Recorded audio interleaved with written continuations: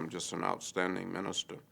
They were the leaders whom I remember. There were other leaders, Charles Black and some others later on. And then, of course, in my senior year, I became the leader of the student committee on the appeal for human rights. I was also president of the Morehouse student body during that year's Morehouse student government.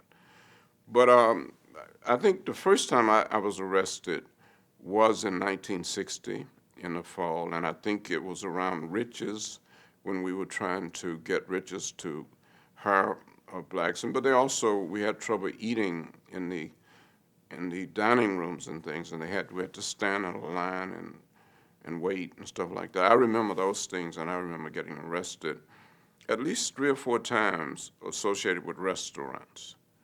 And then, of course, the one time when the group I was in was sent to prison because we had successfully filled the jails. So that group was led by A.D. King, the younger brother of Dr. Martin Luther King Jr., and there were 5 of us in it. And that was the time when Sprayberry, appropriately named, was spraying us. As we sat at the counter, and they had already called the police to arrest us, he was spraying us.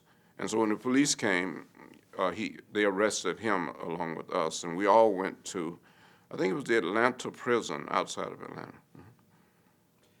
And what would you say was the impact of the Atlanta student movement here in Atlanta and across the United States?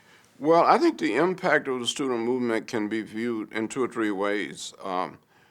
Starting with the impact that it had on Atlanta, and I don't think there's any question about the fact that the student movement changed Atlanta, but it also changed us. I mean, I think, and that's probably the most important thing, because I think since that period of time, those who participated have gone on to help change the country in a lot of ways.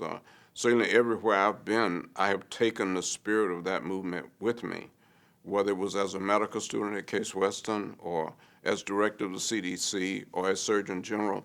My attitude has always been that I had the responsibility that went beyond just that position, that I had to make a difference for good for people in this country who were often. The president needs to speak with him right now. Oh, okay. I'm sorry. That's not good. That's good. No, no, we're dealing with a few issues. Okay.